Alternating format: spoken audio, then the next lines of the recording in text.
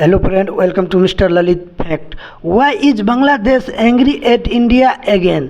दरअसल जो देखो तो आपको पता ही है कि जो शेख हसीना जो अभी इंडिया में है, वहाँ से रहकर कुछ ऐसा कंट्रोवर्सी स्टेटमेंट जो दिया है, उसके लेकर जो बांग्लादेश का जो ऑफिशियल है उससे नाराज़ है। इसी के लेकर आपको पता है कि शेख हसीना जो 2024 में जो वहाँ पर प्रोटेस्ट हुआ था जो रिजर्वेशन के लेकर, उसमें जो प्रोटेस्ट बहुत हाई लेवल पर हो गया, तो कई सारे लोग मारा गए। इसके कारण से जो शेख हसीना के देश से बाहर जाने पड़े और इंडिया में बास लेने पड़ा। तो इसी के लेकर जो अभी शेख हसीना जो कंट्रोवर्सी स्टेटमेंट दिया है फ्रॉम इंडिया से, आप देख सकते हैं टॉप स्टोरी के माध्यम से कितने सारे सोर्सेज में इसको कवर किया है। Sheikh Hasina planned speech review press India Bangladesh से raw.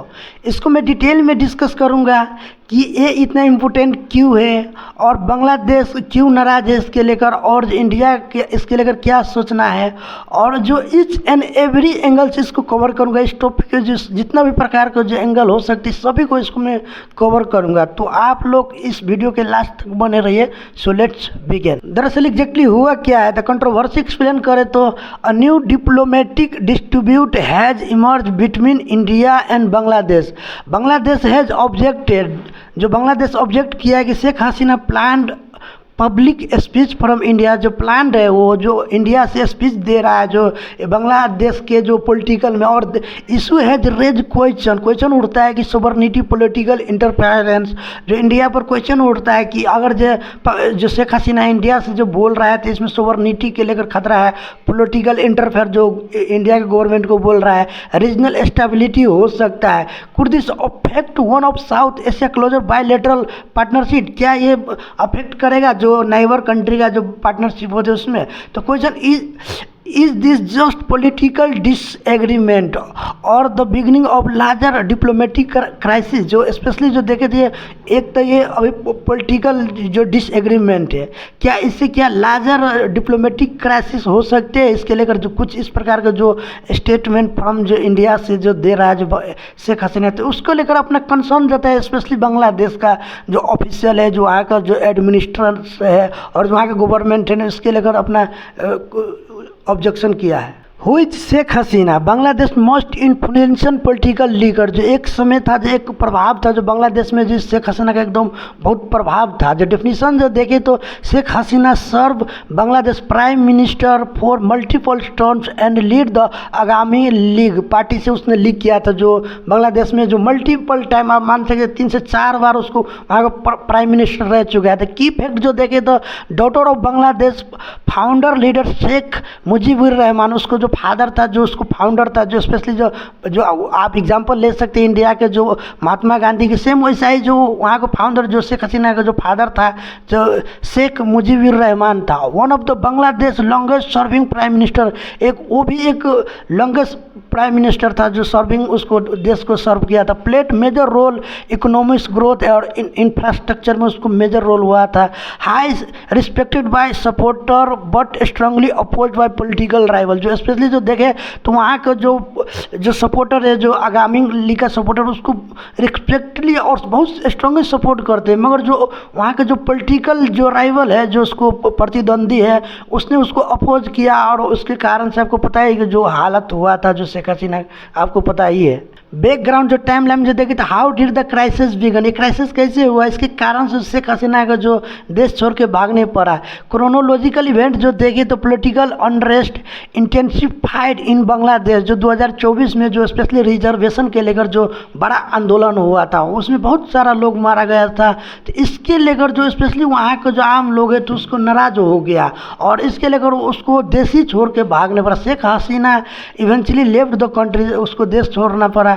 India become the temporary place of stay, India जो टेम्पोररी स्टे अभी भी कर रहा है तो उसको उसमें, और Bangladesh form a new administration. उसके बाद जो बांग्लादेश न्यू एडमिनिस्ट्रेशन जो अंतरिम सरकार बना, जो यूनिट सरकार बना, न्यू गवर्नमेंट क्लोजली मॉनिटर है हसीना पॉलिटिकल एक्टिविटी। जो वहाँ से जो अभी की भी सरकार है जो बना हुआ है, जो न्यू गवर्नमेंट बना हुआ वो, और वहाँ का जो अंतरिम गवर्नमेंट तो वो भी उसको जो मॉनिटरिंग कर रहा है, क्लोजली मॉनिटरिंग कर रहा है कि स्पेशली इंडिया से, स्पेशली जो शेख हसीना क्या कर रहा है, कौन सा एक्टिविटीज वहाँ से कर रहा है, तो उस पर भी नजर है। क्वेश्चन से देखें तो why does her presence in India matter, जो स्पेशली जो भी जो शेख हसीना इंडिया में है तो क्यों इतना मैटर करता है, और इसके लेकर क्यों वहाँ को जो स्पेशली जो वहाँ का गवर्नमेंट है तो क्लोजली एक उस पर नज़र रखा हुआ है कि क्या बोल रहा है, क्या उसकी एक्टिविटी है। What trigger the latest tension, जो अभी जो लेटेस्ट ट्रिगर क्या है, तो the plan speech that spark diplomacy, जो डिप्लोमेसी में जो टेंशन बढ़ा है, जो अभी जो शेख हसीना जो स्पीच दिया है, तो रिसेंट डेवलपमेंट जो देखे तो Sheikh Hasina reportedly plan to address supporters while staying in India, जो जो आगामी लीग के जो पार्टी का जो सपोर्टर है, जो उसको जो कार्यकर्ता है, उसको वहाँ से स्पेशली इंडिया से रहकर वहाँ से एड्रेस कर रहा है, जिसको मोटिवेट कर रहा है कि ये पार्टी अभी भी टूटा नहीं है, जितने भी प्रकार का हो सकता है जो अपना पार्टी के लिए करने पड़ेगा, उस प्रकार को वहाँ से स्पेशली इंडिया से जो शेख हसीना वहाँ से अपना जो सपोर्टर का जो इनकरेज कर रहा है। Bangladesh express concern over the proposed speech, जो इस प्रकार का जो स्पीच जो शेख हसीना कर रहा है उस पर कंसर्न जताया इंडिया सरकार के, इसके लेकर बोला है कि ऐसा इंडिया से लेकर ऐसा कुछ नहीं बोल सके। Dhaka south clarification from new Delhi regarding India position, जो इसके लेकर जो क्लियरिफिकेशन जो ढाका में जो बांग्लादेश के जो कैपिटल है तो उस वहाँ से जो बोला गया है कि इंडिया के जो वहाँ से जो रह के जो शेख हसीना ऐसा बात कर रहा है तो उसको क्लियरिफिकेशन मुझे देना चाहिए।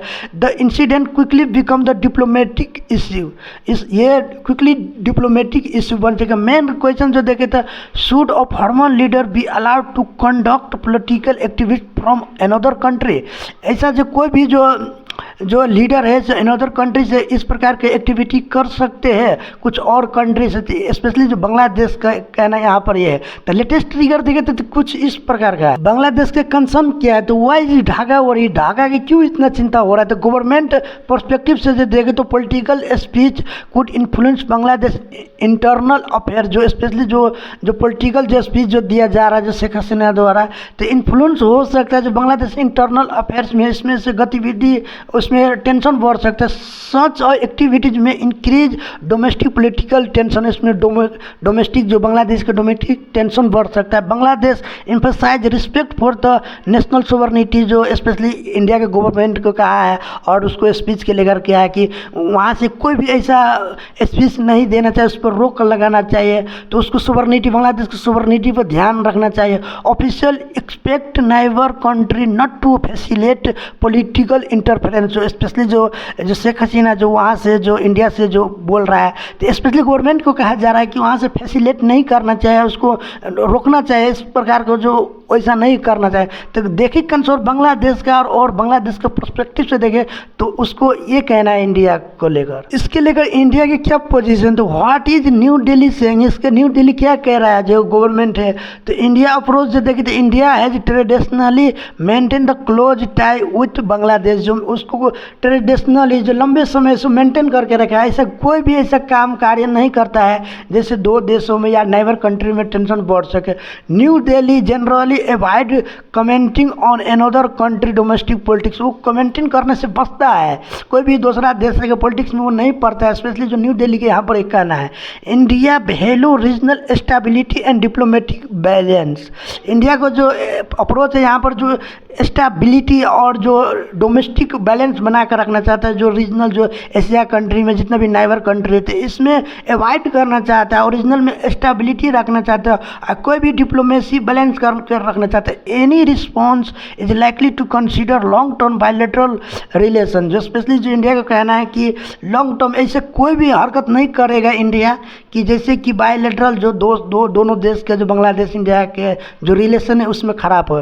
तो चैलेंज देखिए balancing humanitarian consider with diplomatic sensitive, ये बहुत सेंसिटिव होती है बैलेंसिंग करना, क्योंकि जो अभी जो बांग्लादेश को जो कंसर्न है जो शेख हसीना वहाँ से दे रहा है, तो इसका तो इंडिया का पोजीशन जो देखे तो कुछ इस प्रकार का इंडिया अवॉइड करता है इस कमेंटिंग करना, स्पेशली दूसर और कंट्री में पॉलिटिकल हो गया डिप्लोमेसी हो गया, इसको अवॉइड करता है, न्यूट्रल और मेंटेन करके रखना चाहते हैं। वह इंडिया बांग्लादेश रिलेशन मैटर, ये बांग्लादेश और इंडिया की रिलेशन इतना मैटर क्यों करता है, तो more more than just neighbour strategy importance देखे तो nearly 4100 kilometre share international border, जो 4100 किलोमीटर जो इंटरनेशनल बॉर्डर शेयर करते हैं। Strong trade and investment partnership है, जो स्पेशली जो बांग्लादेश इंडिया का जो ट्रेड है तो बहुत अच्छा है।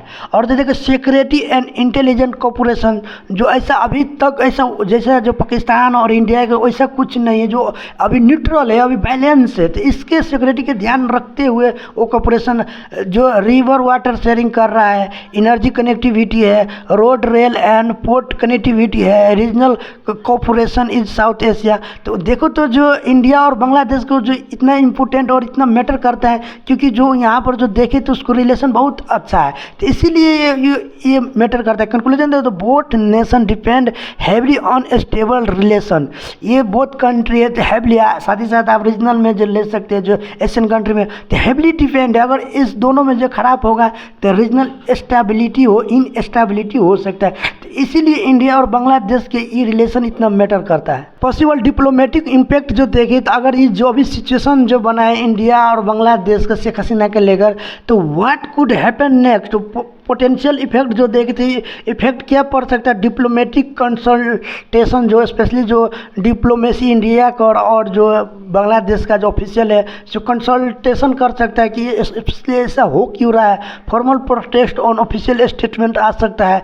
Greater causes in bilateral engagement, इसके कारण बन सके। ग्रेटर क्राइज बायलैटरल इंगेजमेंट वो जो कारण बन सके। Possible delay in some cooperative initiative, जो कोई भी ऐसा जो इंडिया और बांग्लादेश का रिलेशन के लिए सर तो इम्पैक्ट पड़ सकता है। ऐसा अगर होता रहा तो दोनों को ट्रस्ट टूटेगा, तो इसके वो increase political debate in both country, इसके लेकर डिबेट चलने लगा कि ऐसा क्या हो रहा है। तो इम्पैक्ट जो देखें तो पॉसिबल डिप्लोमेटिक इम्पैक्ट जो देखें तो इस प्रकार का डिप्लोमेटिक शुरुआत हो जाएगा और इम्पैक्ट और इफेक्ट इस प्रकार का पड़ेगा। रीजनल एंड ग्लोबल इंपोर्टेंस जो देखें तो why the world is watching, world क्यों देख रहा है। रीजनल सिग्निफिकेंस जो देखे तो रीजनल में इतना इम्पोर्टेंट क्यों है और सिग्निफिकेंस क्यों है ये रीजन।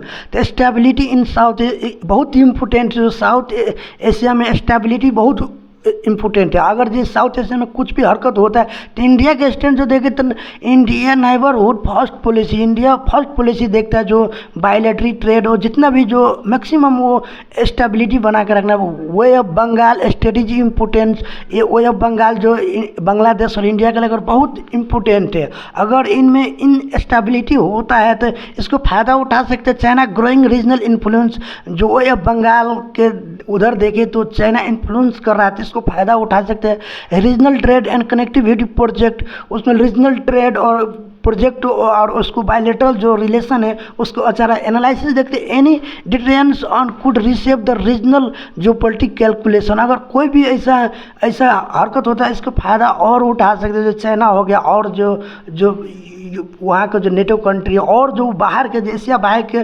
कंट्री इसको फ़ायदा उठा सकते हैं। तो इसी लेकर रिसेप हो जाता है, रीजनल जियो पॉलिटिक्स कैलकुलेशन रिसेप हो सकता है। तो इसीलिए रीजनल ग्लोबल इम्पोर्टेंस और इसीलिए वर्ल्ड इस पर नज़र रखा हुआ जैसे कि इसमें फ़ायदा उठाया जाए। डिफरेंट पर्सपेक्टिव से देखें तो how different side view the issue, ये इशू को डिफरेंट साइड कैसे देखता है। तो बांग्लादेश साइड से जो देखे व्यू देखे तो प्रोटेक्टिव सोवरनिटी, अपना सोवरनिटी बचाना चाहते जो शेख हसीना को जो वहाँ से और देश को, तो प्रिवेंटिंग एक्सटर्नल पॉलिटिकल इन्फ्लुएंस, जो उसके लेकर जो शेख हसीना ऐसा जो इंडिया के गवर्नमेंट को कह रहा है कि ऐसा स्पीच देगा तो पॉलिटिकल इन्फ्लुएंस हो सकता है, जो आगामी लीग है तो उसको जो सपोर्टर है उसको इन्फ्लुएंस हो, उसको टेंशन बढ़ सकता है। इंडिया को जो पर्सपेक्टिव से देखते managing humanitarian and diplomatic responsibility, वो ऐसा कोई भी हरकत नहीं करेगा कि जैसे कि जो नाइबर कंट्री में जो पॉलिटिकल टेंशन बढ़े और डिप्लोमेसी खराब है तो वो रिस्पॉन्स अपना मेंटेन करके मैनेजिंग द रिस्पॉन्सिबिलिटी उसको